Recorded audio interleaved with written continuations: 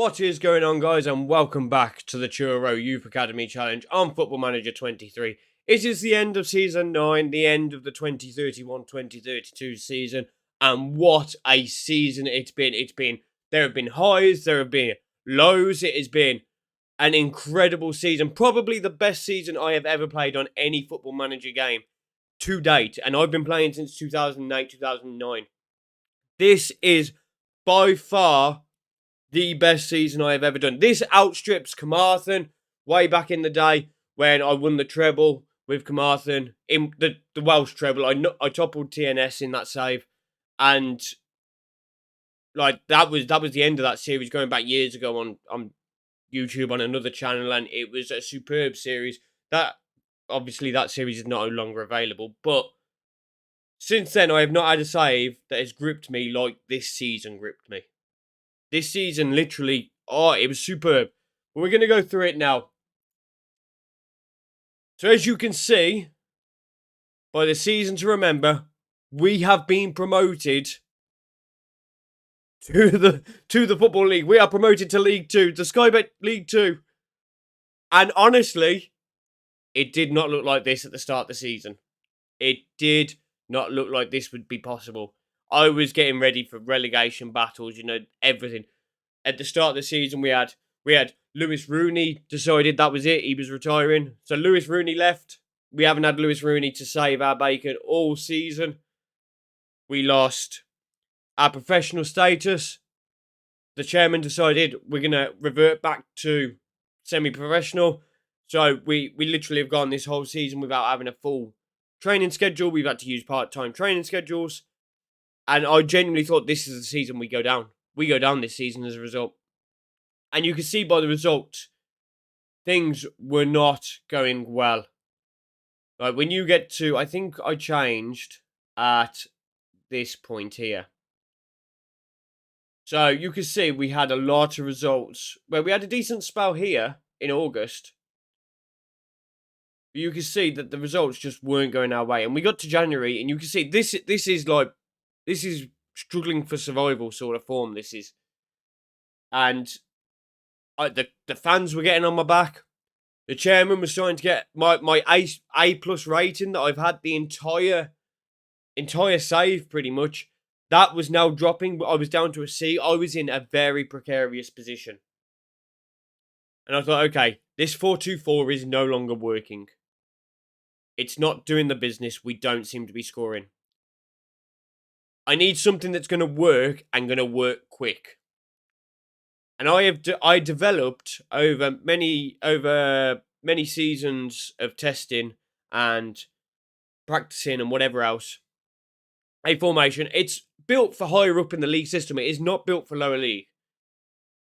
But I thought, let's just give it a go. Let's see what happens. Let's put it in. Let's put the 4-4-2 Star Killer version 10 version into this save, into the Truro save, and see if that can just at least give us some sort of bounce in order to survive this season, because we need to survive. Because if we go down, we're in big trouble. We're back where we started. The youth coming through is not great. We're going to be in massive, massive trouble.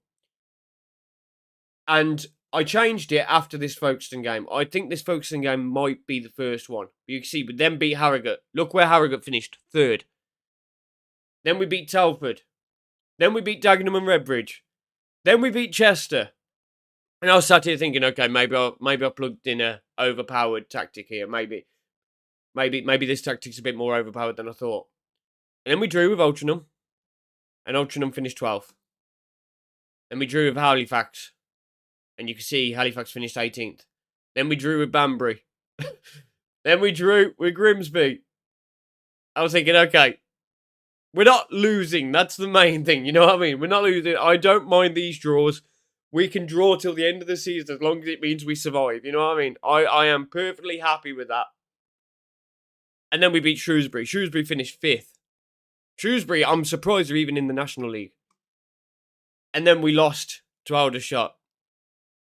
And we lost again. And I thought, oh no, are we going out of form here? And then we beat Maidstone 5-1. And then we beat Barnet 3-0. Then we lost to Worthing 2-0. And this little run here, where we had the 3 losses, is it Stuart Walker, our striker? I think it's Walker. So our pressing forward, the one that's been playing the Lewis Rooney role, he was out injured for these games. You know what I mean? He was out injured here. This little spell here. So, the fact that we then went on to start scoring again and winning games the minute he returns just goes to show how pivotal he is to this system. But you can see we are conceding a lot of goals. We're not just beating teams. We're just beating teams. I mean, if we look at some of the, if we go into after we've done the season review, if we go and have a look at the XGs of these games, we are being battered in every game. It's just we are taking our chances. That is the only difference in these games. We are taking our chances, whereas the other teams aren't so much. Even though the other teams are scoring 4 or 5 goals. So we got Rochdale, 4-2 win there, 3-2 win over Stevenage, and came down to the last game of the season. A 1-1 with Doncaster. Look how tight that is. Banbury actually lost, I think, their last game of the season. Banbury lost, and we drew to go level on points. And our superior goal difference edged us into that final playoff spot. Unbelievable scenes. For a team that was up here, looking like relegation candidates, to get to Doncaster on the final day of the season, and a win puts us definitely into the playoff. Into the playoffs, barring Banbury don't win, or a draw and Banbury lose, and we're in. Unbelievable scenes, really. And we got that draw, and Banbury lost, and it was like the heavens.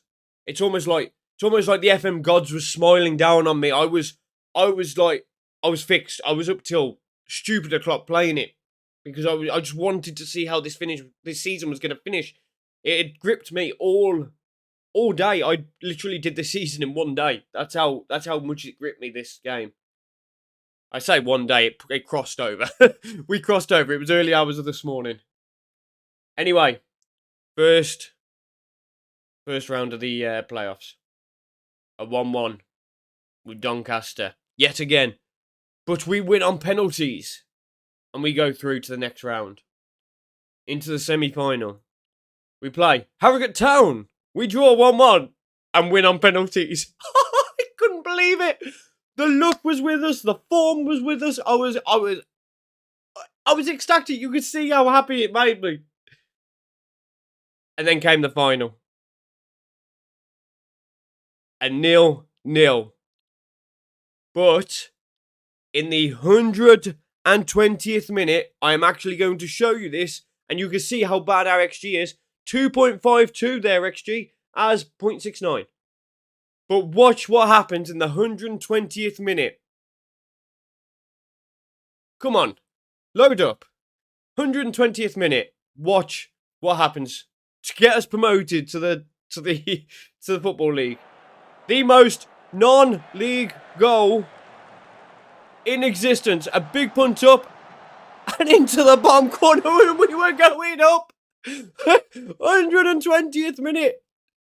I don't know what our team was doing in terms of playing the game. They just seemed to be like battering the other team in terms of. I think they went out there for a boxing match rather than a football match. But 120th minute, a long ball over the top, and Richie Andrews gets onto it and scores the goal that sends us through to League Two.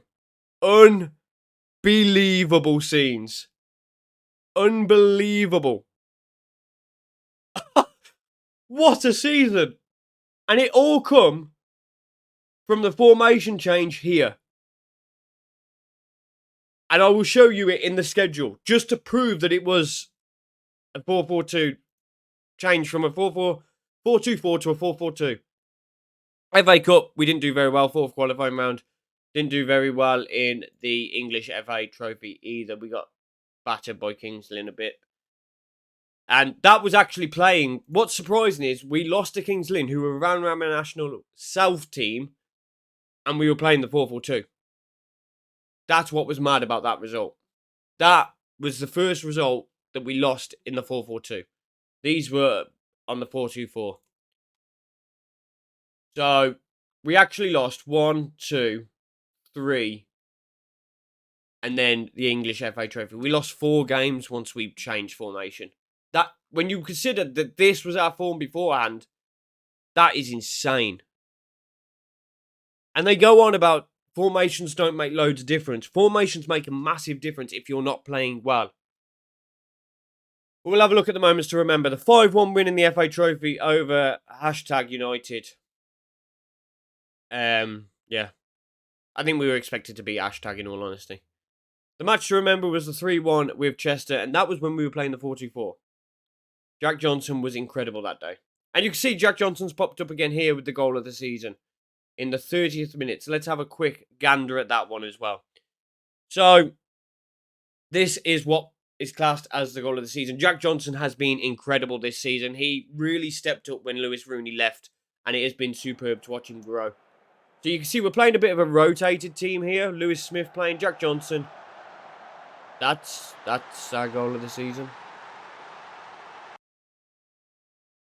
That surely a right back's goal is better than if he hits it from here. I mean, that's more a goal of the season than what that header is. What about his second goal of the game? I can't even remember this game. 3rd of Feb. We actually have a better XG on this one. That's surprising. Is Jack Johnson's goal better on this one? You can see we like to pass it into the space. See, I don't get how a header gets goal of the season. That particular header gets goal of the season. That don't make sense to me. That's not... Okay. Finances wise, we are now up to a regional club. We're no longer local, we are regional, which is superb. Means we're going to be able to bring in better youth players. We're going to get better commercial revenue. Our supporter base is going to grow, which means more people are going to come to the club. Brilliant. We're up in sponsorship. We're down in broadcast. That's going to go up next season, the broadcasting.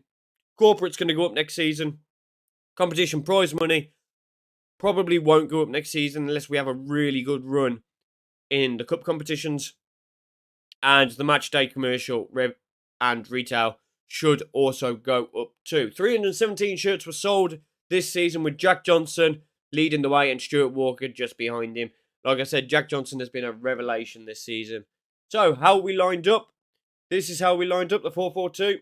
And this is effectively the first team. This is the first team. Jack Johnson and Stuart Walker should be swapped around. But apart from that, that is the first team. And you can see here, looking at this, the most appearances was Hassan, 53 appearances. And everyone else in the 40s, apart from Corby, who was in 38. Assists, Toshido and Alex Mullen top that, 11 and 10 each. Stuart Walker with 9, Jack Johnson 8, Leighton Sneap with 4, Brad Park with 4. You can see that we're a lot more spread out this season in terms of the assisting. Goals-wise, though, look at these. 28 goals for Jack Johnson and 16 for Stuart Walker. That, considering Stuart Walker was also injured, so he lost 5 games, obviously, through injury. That is incredible. I mean, what would you say? Could in them 5 games, could Stuart Walker have got to maybe 18, 19 goals? So between the two of them, they're closer to 40, 50, nearly 50 goals between the two of them. I think they've really stepped up. I am really happy with the way they've played. Alex Mullen also getting 10. Toshido has picked up this season and got much better. A 6. A 3 for Leighton Sneap from that left-back role. Jeremy Muller in the midfield getting 2. Philip Murray's got 2. And Tom Brownlee's got 2. So them 2, I assume, would have been from corners. Corby and Brad Park have all got goals as well from the starting 11. Accolades wise, we got National Manager of the Month for April. I just realised I'm 38 years old in game. Jesus. So, National Manager of the Month for April. Fans Player of the Season was Jack Johnson. Young Player of the Season was Jack Johnson. It was never in doubt. Goal of the Season was Jack Johnson. Top goal scorer was Jack Johnson. Toshido had the most assists with 11. Most Player of the Matches was Jack Johnson. Highest average rating was Jack Johnson.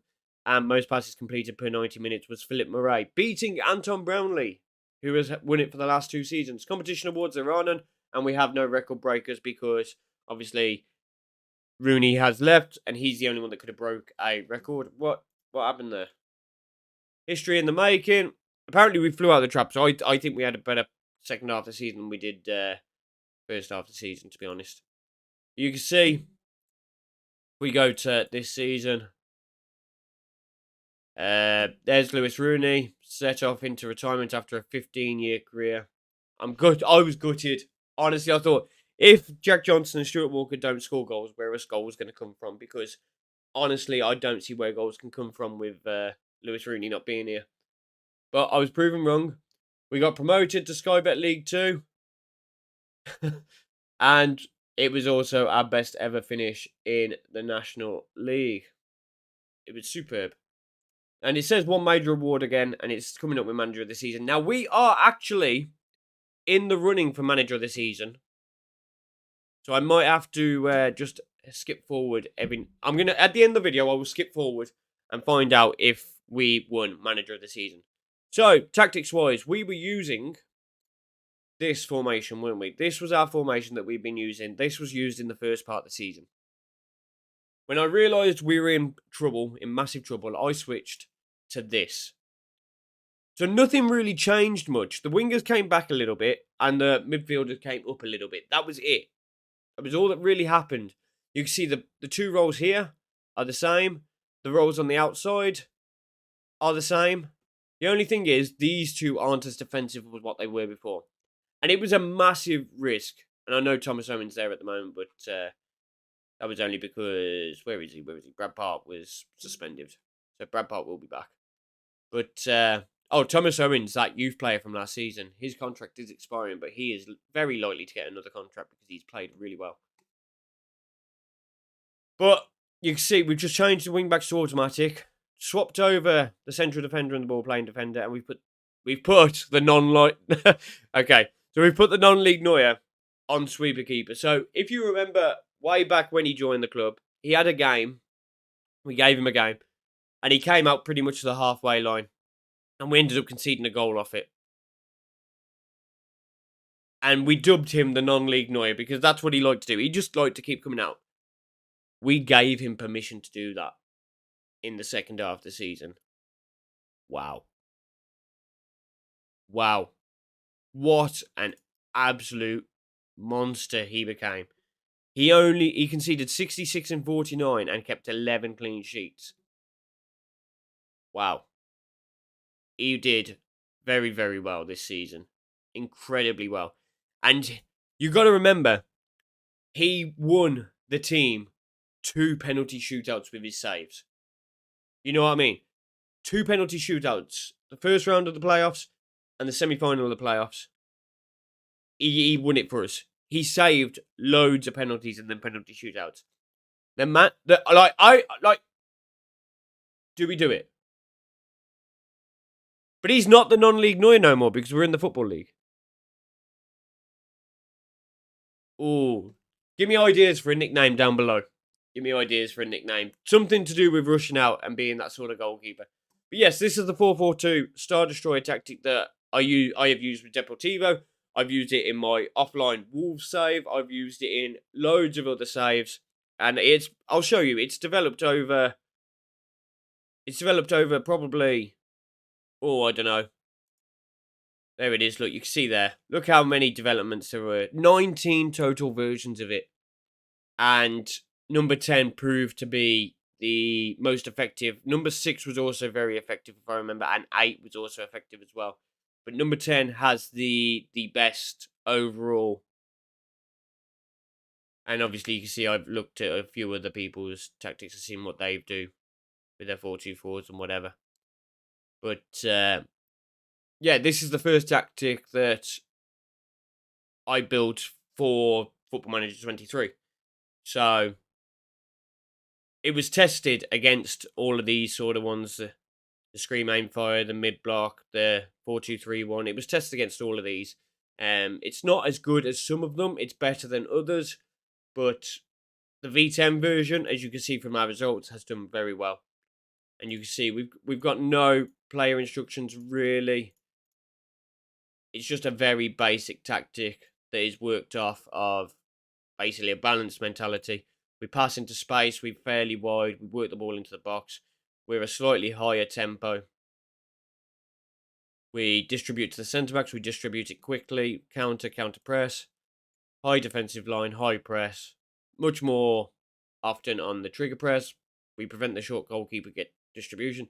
We get stuck in and we trap outside. So this tactic was built because I wanted a very British based tactic, and to me, British football was 4-4-2, hard tackling, fast play, very direct play. There was no intricate tiki-taka or anything like that. Now, obviously, we've had to adapt it to work it to Football Manager 23, with work in the box being very good and distributing to the centre backs and everything else. But I think we've got no playmaker, as you can see. There's no one really as a playmaker in this side. And they've all got the ability to pass and make space and whatever else. It's all based on movement, this tactic, effectively. And I really like it. And these low crosses, we've got two men that are not over 6 foot.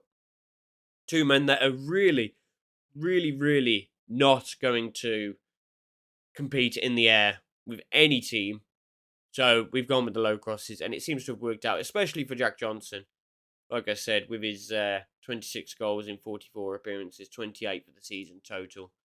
Those are when. Oh, why have I not been playing him? Why did I give Lewis Rooney so long? Speaking of Lewis Rooney, let's quickly have a look at Lewis Rooney while I'm thinking about him. Yeah, Lewis Rooney.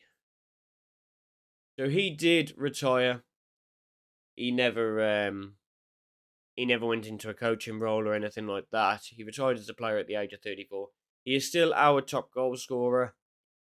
He will remain our top goal scorer for quite some time. I think 225 goals is a lot to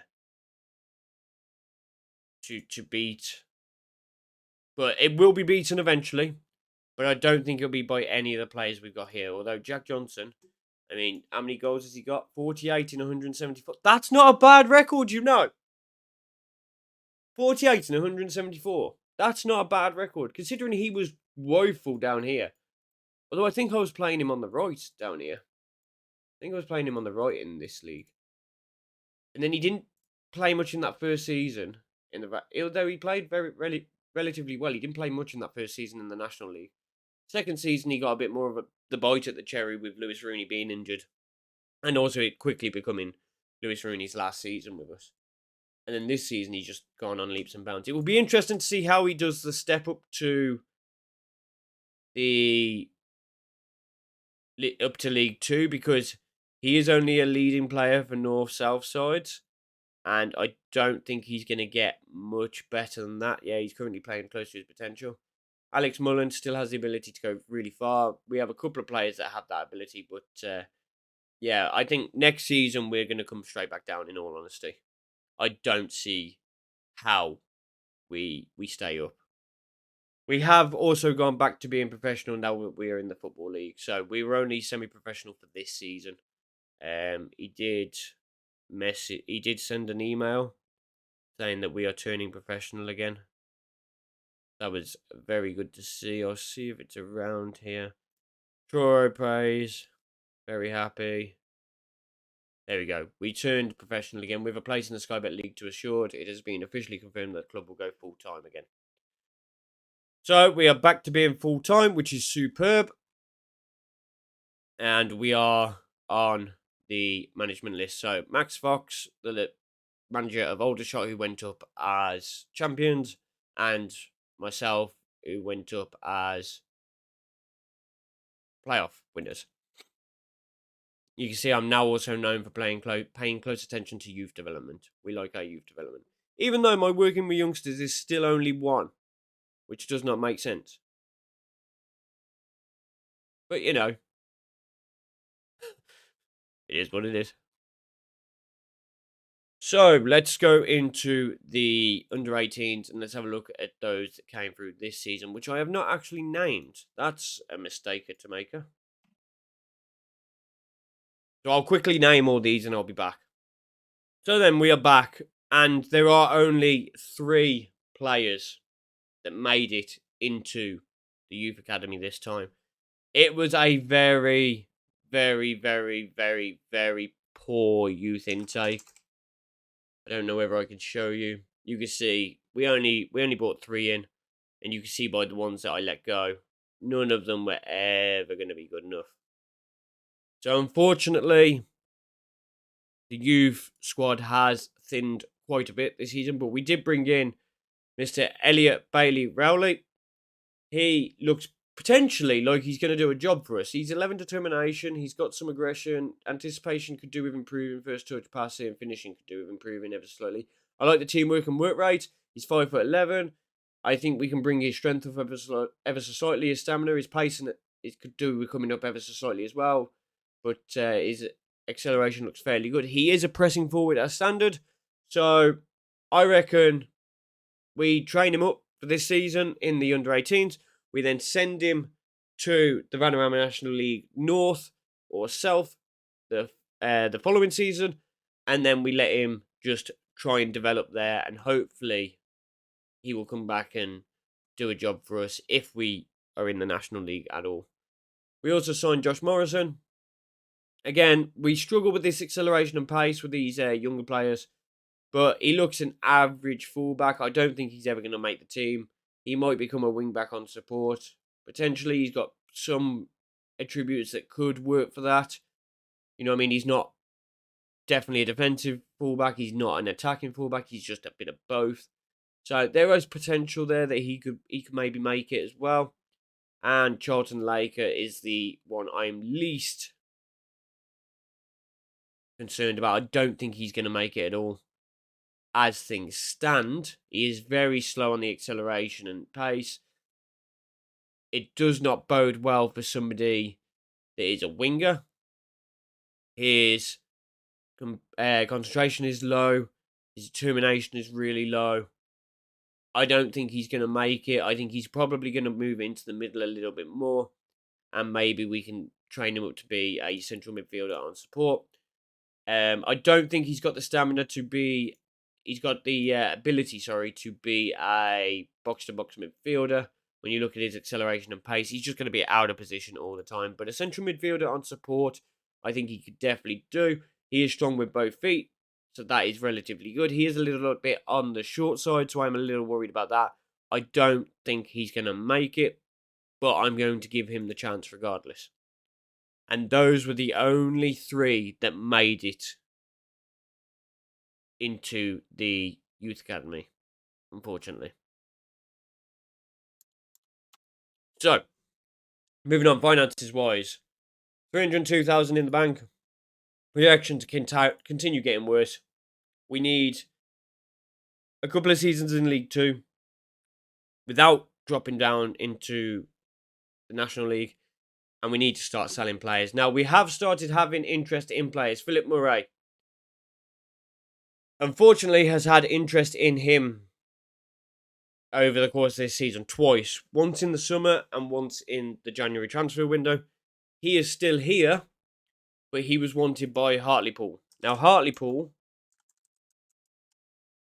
are up in League 1. In fact, they've just been relegated from League 1. So Hartlepool will be playing against us next season. So there is a very good chance that Philip Murray will now stay now that I've realised that they have been relegated. But yes, they were after Philip Murray for quite some time. Twice they tried to sign him for basically 4.75k, something like that. It was a stupid amount. Not doing that. I'm giving him a contract. We're going to try and extend his contract up to 2035, and it appears that he's going to accept that. I have offered contracts to a lot of these players, as you can see. I haven't with Corby. Me and Corby had a little bit of a falling out when we tried to do it.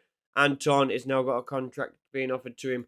Hassan, I think I'm on about offering a contract to. No, he wants to leave. But I've said if we get a bid of 500,000, you can go. Now, he is a potential to be a Sky Bet League 2 player. He is already a good player for the Vanarama National League. I think next season he will be pivotal in us staying up. Leighton Sneap has dropped off again this season, but he still has a massive potential. We need to get his pace and acceleration up ever so slightly if he's to completely do that fullback role. But I am also going to give him a contract, but I think we had a little bit of an issue with him as well when we tried to do it. Toshido, I have already done a contract with for another season. Jeremy Muller, I am in the middle of trying to get him on a longer contract because I think he is probably the one that's going to be worth the most amount of money in this squad in the near future. Brad Park, where is he? Where are you, Brad? There you are. We are going to discuss a new deal with him, but he is already up to 2035, so I'm not too worried about extending his wage at the moment, which is obviously a 1.2k. I think he signed that at maybe the start of this year, maybe midway through this season. But he is obviously playing in that defensive midfield, in that midfield role, and he will stay there, that's for sure. Alex Mullen, we have also in discussions with. In fact, we've just finished discussions. We've got him up to 2035. That is superb. I think he is another player that could do very well, although it does say that he's potentially only a National League standard. But these players have to play for us. They're the best we've got, and this is what we have to make do with. I'm hoping that my tactic is going to be enough to get us through. Stuart Walker, we had a little bit of an incident in trying to renew his wage. He didn't really, you can see, he didn't really take too kindly to money that was offered. He wanted close on 1.2k. I wasn't willing to pay that. I may have to be willing to pay that, but he is down for another year, so I'm going to try and get that contract sorted before we cross over into next season, when they then turn around and go, oh, I think I'm better than this team and I don't want to sign a contract and all that jazz. Jack Johnson, we are going to try as well. We had the same issue. I don't want to give these players too much money, because if we drop back down, we're going to struggle. Although we only are at 13,000, we've got another 13,000 we can spend. Costel, he has been given a contract, hopefully to 2035. I think he's going to be a decent player. Like I said before, he was capped at under 18 level by Romania, so I think he's got a chance. Gideon Ngoy, we're going to give a contract to as well. More so for the fact that I think he may do a job in the future, but he won't be able to do it just yet. Timothy Sisto, Toshido's brother. I'm still not sure what I'm doing with this lad. I was in two minds about giving him a contract. I've decided to give him a contract just for the basis of the fact that he still has some potential, and the fact that we need players, because we're going to start running out of players if we let these players go too early. Richie Andrews, the man that took us to League 2, is getting a contract as well. He's down to a 3-star potential now, so he is definitely getting worse as time goes on. Andy Evans is going to get a contract, I believe. Yep, to 2032. His potential is still very high, and he is still getting game time when he plays backup to Alex, which is great. Chris Smith is going to get a contract as well. I want to keep him around just as the backup, although I don't think he will ever make it into the squad. Joshua Brown, I'm going to let go this time. I think with Ngoy and Stanku coming up, I don't think we need Josh Brown no more. I'm also going to let Tim McGrath Colbert go. Or I was going to. I've decided to keep him on the basis of the 2 stars. That makes sense. Because I was looking through the squad and we don't quite have a right back that's ready yet. We have. There is a lad I am keeping my eye on. Where is he? Where is he? There is a lad I am keeping an eye on. He might actually be in the first team now. He might already be in the first team now. It's not Josh Morrison. I don't think Josh is going to make it. Where is he? Is he already in the first team? Have I already called him up? Yes, I have. So, Tim McGrath Colbert, I was in two minds of, I'm going to keep him for now, but I don't think he'll be playing as much as he wants, because this lad is now coming up. He's not very good. He could probably do with a season out on loan, but he is getting a contract because I think he is more likely to, with that a little bit more training, I think he could be the backup, and Tim McGrath Colbert is going to move on. Brad Park will be staying, as we've already mentioned. Lewis Smith, we're going to keep. He's going to play as the left back on that side, as a wing back on support, whatever it is, automatic in it. He is going to play there. Don't think he's going to be a world beater, but I think he's eventually going to develop into a decent backup to Leighton. and potentially will take over Leighton if Leighton gets sold. Alexander Laughlin, he is going to get a contract just again as backup. He's a 2-star player. He's one of the better players that I can use as a backup. He is going to stay. Casey Spetch is going to stay as well, despite this potential ability now dropping out and it looking like he's not going to be a very good player. He can play across this front line and he can play in midfield. I think he is a very good utility player to keep hold of, but I don't think he's ever going to make it in League 2, and he ain't going to get much game time in all honesty. Graham Newton, his potential has bombed this season. It has bombed. He needed more game time than he got, and in all honesty, I'm keeping him around purely for his pace, but we haven't entered contract with talks with him yet. I'm still unsure as to whether I'm going to enter contract talks with him yet. He is a left-footed player that can play on the right, which is what we need. I'm looking in the under-18s now, and I'm looking, right, have we got any players? We got Alexandra Matos. He's got a 4-star potential, very strong left foot. He is just as quick in the acceleration, maybe not in the pace, but he's just as quick in the acceleration as what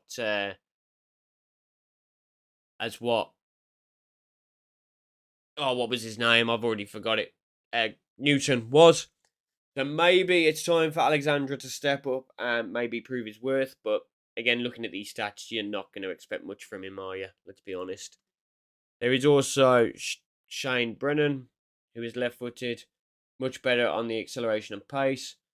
Potentially, if we just put inverted winger on attack here. Again, not brilliant, but maybe he can do something.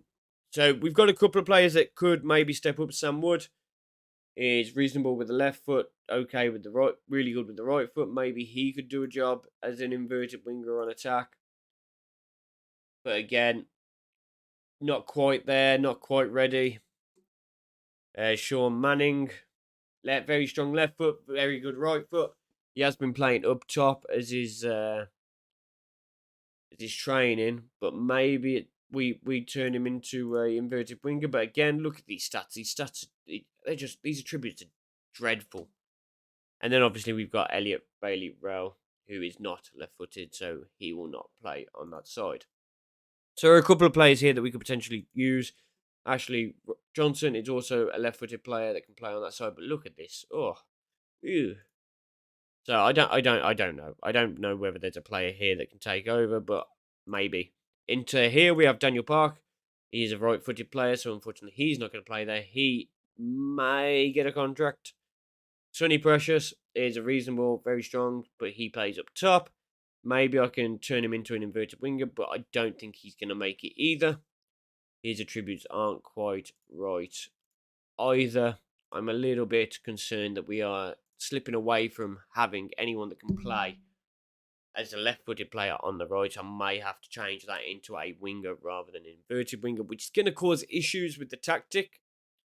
We have Aston Lanahan, who has a decent potential. Maybe there is potential here for him to become. His off the ball is awful. Yeah, he's just not going to be the man either. He really isn't. But he looks better as a wing-back support, in all honesty, than he does as he looked. We need money so we can invest in more junior coaching, because we need better players now. We're at that point. This man, maybe I can look at changing him into a winger on this right hand side. Maybe he has a reasonable right foot. That might not be a bad shout. He may get called up. So you can see we're having a little bit of an issue with players. Brewster, he's still got a decent potential. He's still got enough of a potential. He got some game time this season, not very much. He didn't score or get an assist in either, but he did play in the FA Trophy and got an assist and a goal and played very well. And he's played very well in non-competitive. He needs more game time if he's going to improve. He is 18 years old.